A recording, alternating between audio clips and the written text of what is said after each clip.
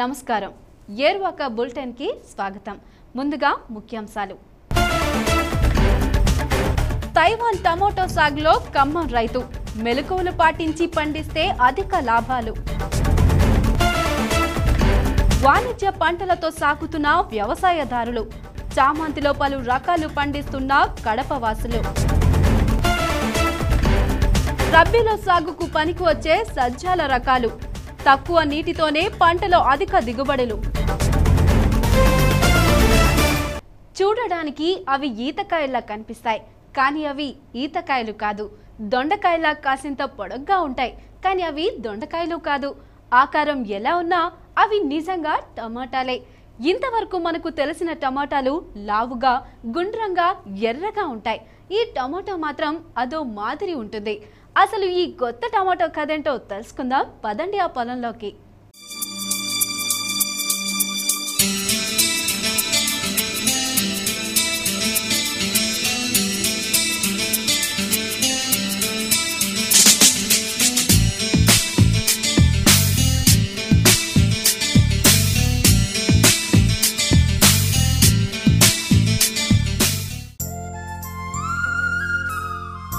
పొడవుగా ఎర్రగా కనపడుతున్న ఈ కాయలు చూడండి ఎంత ముద్దొస్తున్నాయో. ఇవి సీదా సాదా కాయలు కాదండి, మహా మంచి కాయలు. ఆకారం చూసి కంగారు పడాల్సిందేం లేదు. ఇవి ఖచ్చితంగా కూరగాయలే. ఇవేం కూరగాయలండి బాబు అని ఆశ్చర్యపోకండి. ఇది అన్ని వంటకాల్లో వేసుకోదగ్గ కూరగాయ. ఆకారం ఎలా ఉంటే మనకేంటి, మంచి రుచి ఉండాలి. ఏ కూరలోనైనా వేసుకుంటే ఆ కూర కమ్మగా ఉండాలి. ఇంకా చెప్పాలంటే చక్కని పోషక విలువలు ఉండాలి. ఇవన్నీ ఉంటేనే కదా మనం కూర వండుకుంటాం. రంగు, రుచి, కమ్మటి వాసన ఉన్నప్పుడే కదా మనం తింటాం. అయితే ఈ సుగుణాలన్నీ ఈ కూరగాయలో ఉన్నాయి. దీని పేరు కూడా చిత్రంగా ఉంటుంది. దీన్ని చెర్రీ టొమాటో అంటున్నారు. ఇది ఇండియాలో ఎక్కడ కనపడలేదే అని ఆశ్చర్యపోకండి. ఈ మధ్య దేశంలోకి అడుగుపెట్టింది. తైవాన్ నుంచి సరాసరి ఈ చెర్రీ టొమాటో మన తెలుగు నేల మీద కాలు మోపింది.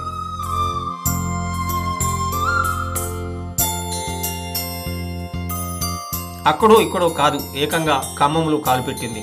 వయ్యారాలు పోతూ అందరినీ తెగ ఆకర్షిస్తోంది. చూడముచ్చటగా ఉన్న ఈ టొమాటోను ఖమ్మం రైతు సాగు చేస్తున్నాడు.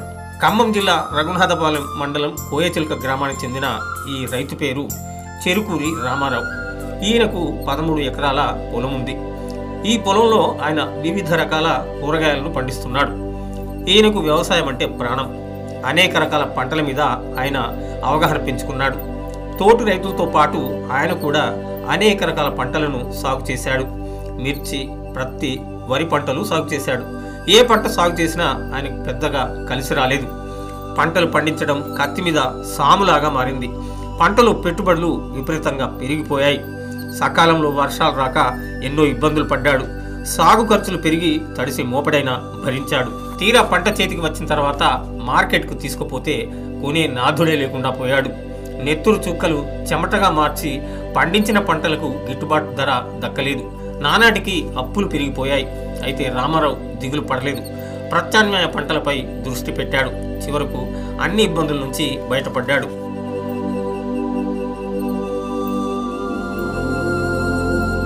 రామారావు తనకున్న 13 ఎకరాలకు తోడు మరో 14 ఎకరాల భూమిని కౌలుకు తీసుకున్నాడు.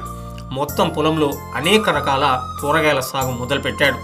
ఆయన పొలంలో టొమాటో, బీర, సోరకాయ, కాకర, బోడకాకర, దోస, దొండ వంటి కూరగాయలు వేశాడు. అంతేకాదు అరటి, బొప్పాయి తోటలను కూడా పెంచుతున్నాడు. మల్చింగ్ పద్ధతితో పంటలకు నీటి ఎద్దడి రాకుండా చూస్తున్నాడు. తక్కువ నీటితోనే పంటలు తీస్తున్నాడు. పంటలకు డ్రిప్ పద్ధతిలో నీరు పెడుతున్నాడు. దీంతో తక్కువ నీటితోనే ఎక్కువ దిగుబడి వస్తుందని రామారావు అంటున్నాడు. అంది వచ్చే ఆధునిక పద్ధతులను వినియోగించుకుంటే అధిక లాభాలు వస్తాయని ఆయన చెప్తున్నాడు.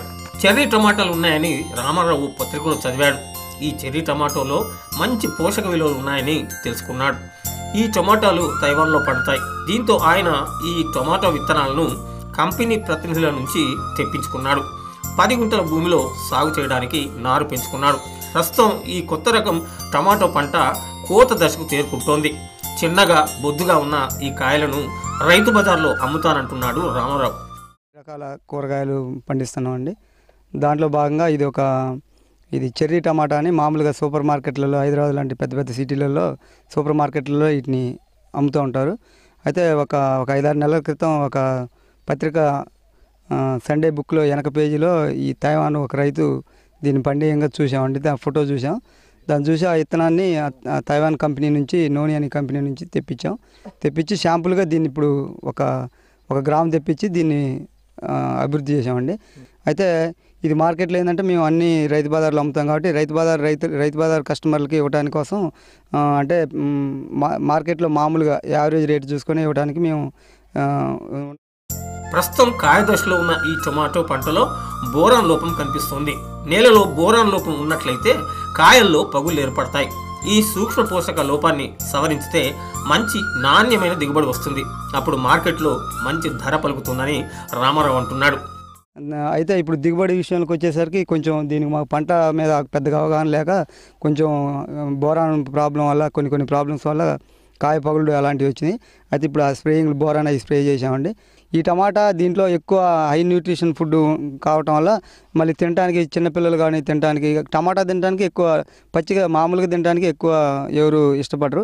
అయితే ఈ టమాటా ఏంటంటే తీపి ఎక్కువ ఉంటుంది. ప్లస్ ఇది దీంట్లో ఎక్కువ ఆరోగ్యానికి సంబంధించి మంచి పోషక విలువలు ఉన్న పదార్థం కాబట్టి ఎవరైనా తింటారని ఈ టమాటాని ఎన్నుకోవటం. చిన్నగా ముద్దుగా ఉన్న ఈ టొమాటో అందరినీ ఆకర్షిస్తుంది. ఈ కొత్త రకం టమాటాను చూడటానికి చుట్టుపక్కల రైతులు తరలి వస్తున్నారు. తాము కూడా ఈ రకం టమాటాను సాగు చేస్తామని వారంటున్నారు. చెర్రీ టమాటాకు మార్కెట్లో డిమాండ్ ఉంటే ఈ పంటను వేసుకోవచ్చు. అయితే తైవాన్ రకం టమాటో మన నేల మీద పండించితే కలిగే కష్ట నష్టాలు ఏమిటో ముందుగా తెలుసుకొని ఆ తర్వాతే సాగు చేయాలి.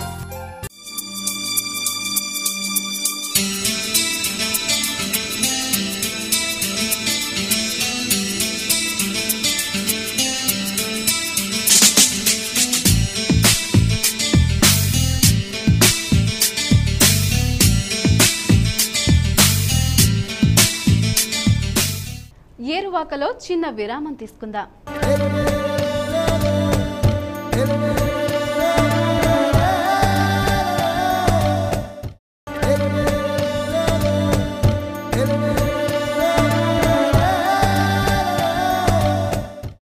ఏరువాకకు తిరిగి స్వాగతం.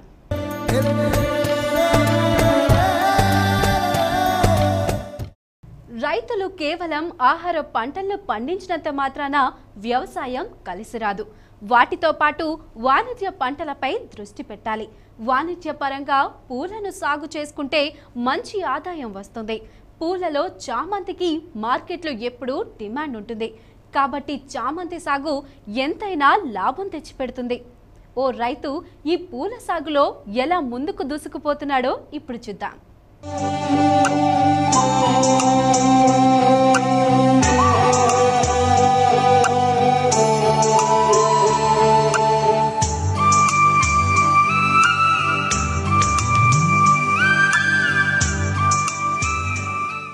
పూలంటేనే మనసు పులకించిపోతుంది. పూలవనం చూస్తే అక్కడ్నుంచి కదలబుద్ధి కాదు. సప్తవర్ణాలతో విరాజిల్లే పూలంటే మనసు పడని వారు ఎవరుంటారు? పూలల్లో దేని వయ్యారం దానిదే. ఈ పువ్వు బాగుంటుంది, ఆ పువ్వు బాగుండదు అని అనలేం. ఎందుకంటే దేనికదే సాటి. దేని అందం దానిదే, దేని వయ్యారం దానిదే. ఒక్కో పువ్వు ఒక్కో రంగుని సంతరించుకుంటుంది. కొన్ని పూలు అనేక రకాల రంగులతో ఆకట్టుకుంటాయి. గులాబీ, మల్లెల తర్వాత మహిళలు బాగా ఇష్టపడేది చామంతినే. చామంతిలో సాధారణంగా తెలుపు, పసుపు రంగు పూలు మనం చూస్తాం. అయితే 7 వర్ణాలను సంతరించుకున్న చామంతిని ఎప్పుడైనా చూసారా? దాని సాగు చేస్తున్న తోటలో విహరించారా? దీన్ని సాగు చేసుకుంటే మార్కెట్లో మంచి లాభాలు పొందవచ్చు. ఈ సంగతి ఎరిగిన కడప రైతులు వెరైటీ చామంతి సాగులో ముందుకు దూసుకుపోతున్నారు.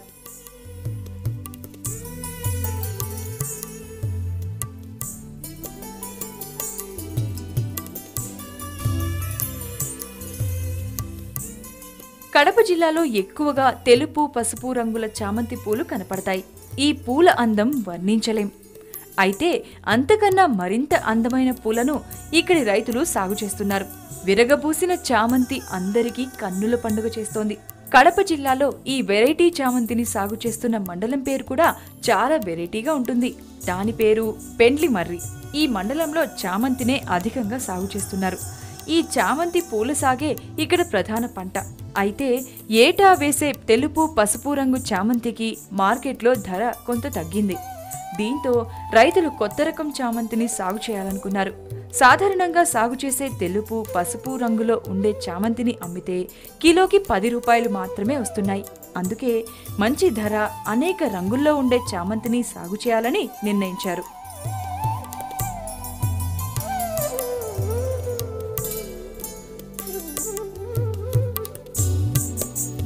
కడప జిల్లా పెండ్లిమర్రి మండలంలో దాదాపు 30,000 ఎకరాల్లో చామంతిని సాగు చేస్తున్నారు. దీనిలో సగం అంటే 15,000 హెక్టార్లలో తెలుపు పసుపు చామంతిని సాగు చేస్తున్నారు.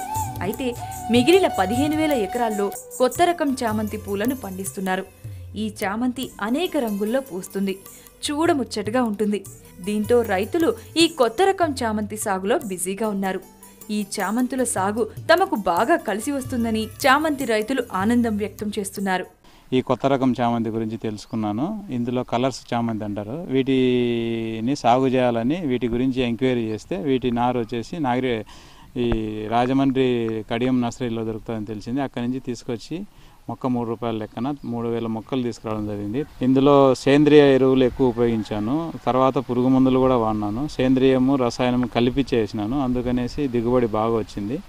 తర్వాత ఈ రేటు కూడా ఆశాజనకంగా ఉంది. మామూలు పసుపు పచ్చ చామంతి 10 నుంచి 15 రూపాయల వరకు ధర పలికింది ఈసారి. కానీ ఈ రంగు చామంతి వచ్చేసి 50 నుంచి 60 రూపాయల వరకు ధర పలికింది. కాబట్టి అధిక ఆదాయం వచ్చింది. రకరకాల రంగుల్లో ఉండే చామంతిని మార్కెట్ చేసుకుంటే కిలోకు 40 నుంచి 60 రూపాయలు పలుకుతోందని స్థానిక రైతులు అంటున్నారు. తెలుపు పసుపు చామంతి పూల దిగుబడి ఆశించిన దానికన్నా అధికంగా ఉన్నా మార్కెట్లో మంచి ధర రావడం లేదు. అందుకే కొత్తగా సాగు చేస్తున్న ఎరుపు, blue, light rose, violet colours చామంతికి మంచి డిమాండ్ ఉంది. అందుకే ఈ చామంతులను పండిస్తున్నామని రైతులు చెప్తున్నారు. ఈ పూల సాగు బాగా కలిసి వస్తుందంటున్నారు. గతంలో తెలుపు పసుపు చామంతిని సాగు చేసి నష్టాల పాలయ్యామని రైతులు చెప్తున్నారు. అందుకే వెరైటీ చామంతిని సాగు చేస్తున్నామని వారంటున్నారు. గతంలో తెలుపు పసుపు రంగుల చామంతిని సాగు చేసి అనుభవించిన కష్టాలు ఈ వెరైటీ చామంతి సాగుతో తీరిపోతున్నాయని సంతోషం వ్యక్తం చేస్తున్నారు. అప్పటి నష్టాలను ఈ పూలు పూడుస్తాయనుకుంటున్నారు. ఈ వాతావరణానికి మాకు మేము ట్రైల్లో పెట్టాము. ఇది సూత్రం ఎట్లా వస్తుందో అని. కానీ మా వాతావరణానికి బాగా వచ్చింది కాబట్టి ఇంకా నెక్స్ట్ ఇయర్ కూడా ఇదే కొద్దిగా సాగు చేయాలని కూడా మాకు ఉద్దేశం ఉంది. లోపల పచ్చది కానీ వైట్ కానీ అయితే కనుక లాస్లో ఉండదు. మాకు ఒక ఎకరాకు వచ్చేసి 60-70 రూపాయలు పెట్టుబడి అయింది. కానీ ఇప్పుడు మాకు లేబర్స్ కూలీలకు కూడా రాలేదు. లేబర్కి వచ్చేసి మాకు 180 రూపాయలు పడుతుంది. బయట నుండి తీసుకొచ్చుకుంటే 180 రూపాయలు వాళ్ళు 15 కిలోలు పూలకు వస్తారు. అప్పటికి మాకు 12 రూపాయలు 15 రూపాయలు 10-12 సార్లు మార్కెట్లో. చలికాలంలో మంచు పడే సమయంలో ఈ చామంతిని చూస్తే మనసు దూది పింజంలాగా తేలిపోతుందని సాగు చేసే రైతులు చెప్తున్నారు.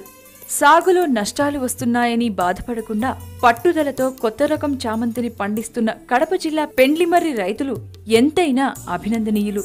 మీరు కూడా ఈ పంట వేసి చూడండి. అవసరమైన సలహాలకు ఏరువాకను సంప్రదించండి.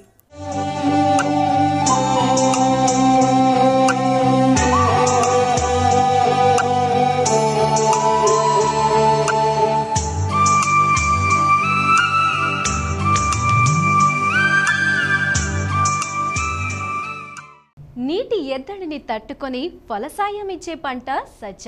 ఈ సజ్జలు సాగు చేసుకోవడానికి పెద్దగా నీరు అవసరం ఉండదు. అంతేకాకుండా ఎరువులు ఎక్కువగా వేయాల్సిన పని లేదు. ఈ సజ్జలను ఖరీఫ్లోనూ సాగు చేసుకోవచ్చు, అలాగే రబీలోనూ సాగు చేయవచ్చు. తక్కువ పెట్టుబడితో ఎక్కువ దిగుబడిని పొందడానికి అవకాశం ఉన్న సజ్జ సాగులో బాగోగులేమిటో ఇప్పుడు చూద్దాం.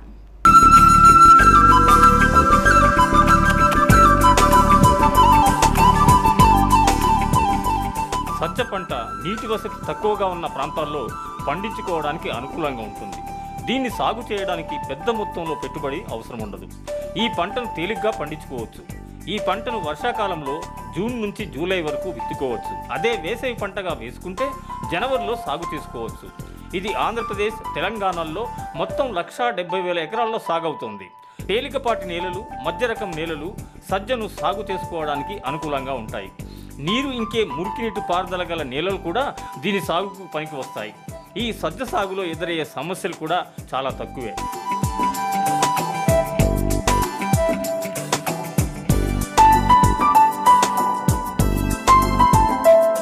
HHB 67 రకాన్ని ఖరీఫ్లో సాగు చేసుకోవచ్చు. దీని పంట కాలం 68 నుంచి 70 రోజులు ఉంటుంది. దీని దిగుబడి ఎకరాకు 8 నుంచి 10 క్వింటాలు ఉంటుంది. అతి తక్కువ కాలంలో కోతకు వచ్చే సంకర రకం ఇది. ఇది వెర్రికంకి తెగుళ్లను తట్టుకొని పంటనిస్తుంది. సజ్జలో ICMH 356 రకం కూడా ఖరీఫ్లో సాగు చేసుకోవడానికి అనుకూలంగా ఉంటుంది.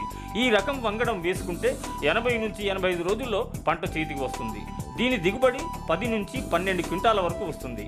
పైరు 185 సెంటీమీటర్ల ఎత్తు ఎదిగి 2-3 పిలకలు వేస్తుంది. దీని గింజలు మధ్యస్థంగా లావుగా బూడిద రంగులో ఉంటాయి. ఇది వెర్రికంకి తెగుల్ని తట్టుకుంటుంది. ఈ రకం వంగడాన్ని అన్ని ప్రాంతాల్లోనూ సాగు చేసుకోవచ్చు.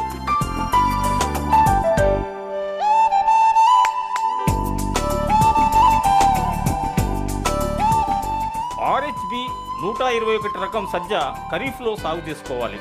ఇది 80 నుంచి 85 రోజుల్లో కోతకు వస్తుంది. దీని దిగుబడి ఎకరాకు 12 నుంచి 14 క్వింటాలు వస్తుంది. ఇది వెర్రికంకి తెగుల్ని తట్టుకుంటుంది. సజ్జలో మరో రకం PHB 3. ఇది ఖరీఫ్లో సాగు చేసుకోవడానికి అనుకూలంగా ఉంటుంది. దీని పంట కాలం 80 నుంచి 85 రోజులు ఉంటుంది. ఈ రకం సజ్జ దిగుబడి 12 నుంచి 14 క్వింటాల వరకు ఉంటుంది. ఇది వెర్రికంకి నీటి ఎద్దడిని తట్టుకుంటుంది. దీని కంకులు పొడవుగా పెద్దగా ఉంటాయి. సజ్జను విత్తుకోవడానికి ఎకరాకు కిలో 600 గ్రాముల విత్తనాలను తీసుకోవాలి. 2% ఉప్పు నీటి ద్రావణంలో విత్తనాలను 10 నిమిషాల పాటు ఉంచాలి. దీనివల్ల ఎర్గాట్ శిలీంధ్ర అవశేషాలను తేలేటట్టు చేసి వాటిని తొలగించుకోవచ్చు. ఆరిన తర్వాత కిలో విత్తనానికి 3 గ్రాముల ధైర్యంని కలిపి శుద్ధి చేయాలి. వరుసల మధ్య 45 సెంటీమీటర్లు, మొక్కల మధ్య 12 నుంచి 15 సెంటీమీటర్ల దూరం ఉండే విధంగా గొంతుతో విత్తుకోవాలి. నారు పోసిన తర్వాత 15 రోజుల వయసు ఉన్న నారు మొక్కలను నాటుకోవాలి. ఎకరాకు 58,000 నుంచి 72,000 మొక్కలను నాటుకోవచ్చు.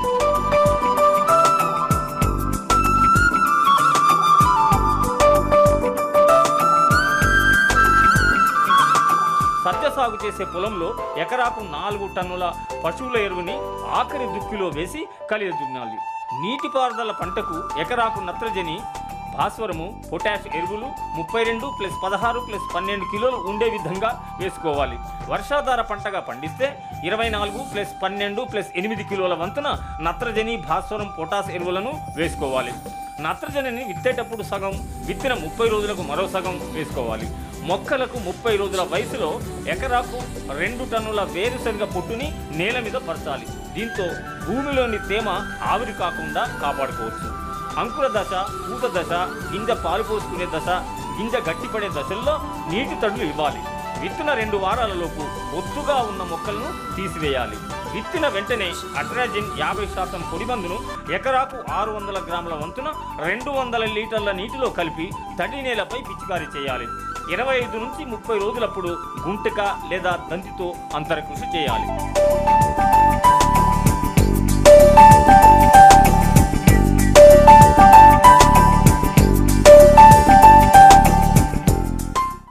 ఏరువాకలో మరో చిన్న విరామం తీసుకుందాం.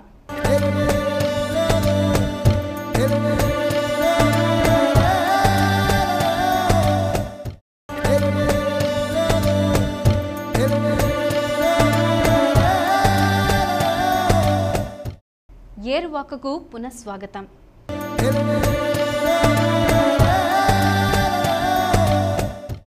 ఒకప్పుడు రైతులు వ్యవసాయంతో పాటు పాడి ఆవులను పెంచుకునేవారు.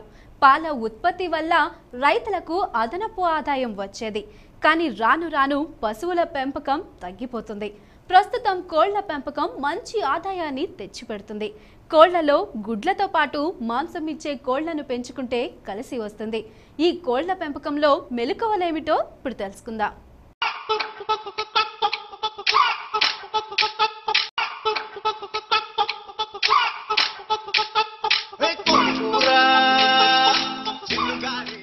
మన దేశంలో కోళ్ల పెంపకం మంచి లాభాలు తెచ్చిపెడుతుంది. కోడి మాంసంతో పాటు గ్రుడ్లకు మార్కెట్లో మంచి డిమాండ్ ఉంటుంది. కోడి కూరంటే ఇష్టపడని వారుంటారా? కోడిని పెంచుకోవడం ఒకప్పుడు ఆనవాయితీగా వచ్చింది. ప్రతి ఇంట్లో కోడి పెట్టెలు, పుంజులు కనిపించేవి. ఇప్పుడు మారిన జీవన శైలి వల్ల కోళ్లను పెంచుకునేవారే కరువయ్యారు. మేక మాంసం చాలా ఖరీదైపోయింది. అందుకే జనం కోడి మాంసం కోసం ఎగబడుతున్నారు. అందుకే మార్కెట్లో కోళ్లకు మంచి ధర పలుకుతోంది. కాబట్టి రైతులు పెద్ద ఎత్తున కోళ్లను పెంచుకుంటే బాగా కలిసి వస్తుంది. అయితే ఈ పెంపకం అంత ఆషామాషీ వ్యవహారం కాదు. దీనిపై చాలా అవగాహన పెంచుకొని కోళ్ల పెంపకాన్ని చేపట్టాలి.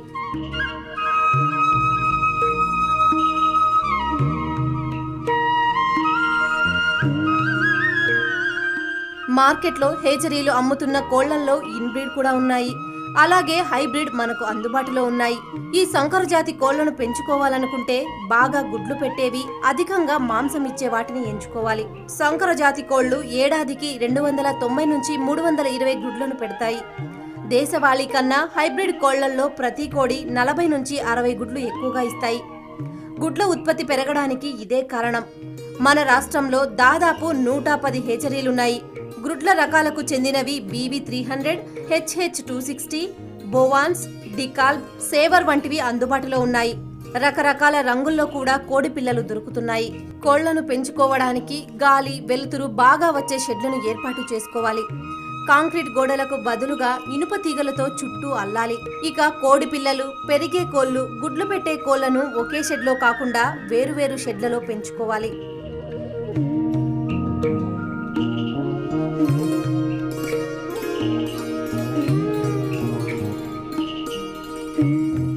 కోళ్ల సంఖ్యను బట్టి షెడ్ పొడవును ఏర్పాటు చేసుకోవాలి. చూరు కనీసం 3 నుంచి 4 అడుగులు ఉండే విధంగా ఏర్పాటు చేయాలి. పైకప్పుకు ఆస్బెస్టాస్ రేకులు వేసుకోవాలి. కోడిని పెంచి పోషించే విధానంపై దాని గుడ్ల ఉత్పత్తి ఆధారపడి ఉంటుంది. కోళ్ల పోషణ వాటి వయసును బట్టి ఉంటుంది. ఇది 3 దశలుగా ఉంటుంది. కాబట్టి కోళ్ల పెంపకంలో సరైన యాజమాన్య పద్ధతులు పాటించాలి.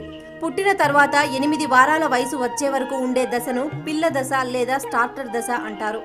కోళ్ల పెంపకంలో 5 నుంచి 6% ఖర్చు చిన్నపిల్లల పెంపకానికి సరిపోతుంది. కోడి పిల్లలు చాలా సున్నితంగా ఉంటాయి. వాటిలో రోగ నిరోధక శక్తి తక్కువగా ఉంటుంది.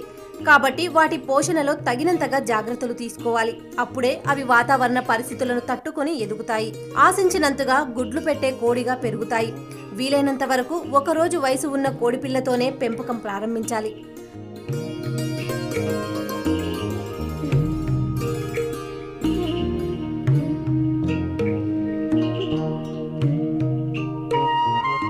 కోడి పిల్లలను షెడ్లో పెట్టడానికి ముందుగానే బాగా శుభ్రం చేసుకోవాలి. ఏ వ్యాధి రాకుండా ముందు జాగ్రత్త చర్యలు తీసుకోవాలి.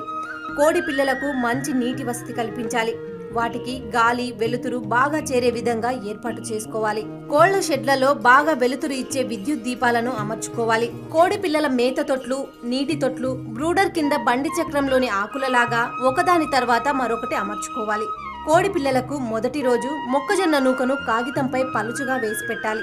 తరువాత రోజు నుంచి మేత తొట్లలో వేయాలి. బ్రూడర్ చుట్టూ 2 నుంచి 3 అడుగుల దూరంలో 18 అంగుళాల ఎత్తులో అట్ట లేదా రేకులు వృత్తాకారంలో అమర్చాలి. కోడి పిల్లలు తొలి దశలో వాతావరణ పరిస్థితిని తట్టుకునేంత శక్తిని కలిగి ఉండవు. అందువల్ల కృత్రిమంగా వేడి పరిస్థితిని కల్పించాలి. దీన్ని బ్రూడింగ్ అంటారు. ఈ బ్రూడింగ్ ఆయా ప్రదేశాల వాతావరణ పరిస్థితులను బట్టి 4 నుంచి 6 వారాలకు ఏర్పాటు చేయాలి.